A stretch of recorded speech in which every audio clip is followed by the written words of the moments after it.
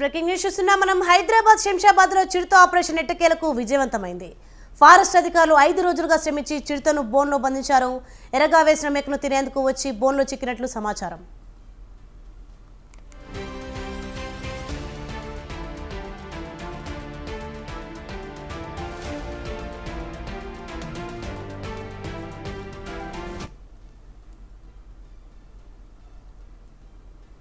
చిరుత కలకలంతో శంషాబాద్ పరిసర ప్రాంత ప్రజలు గత 5 రోజులుగా భయం గుప్పిట్లో జీవించారు.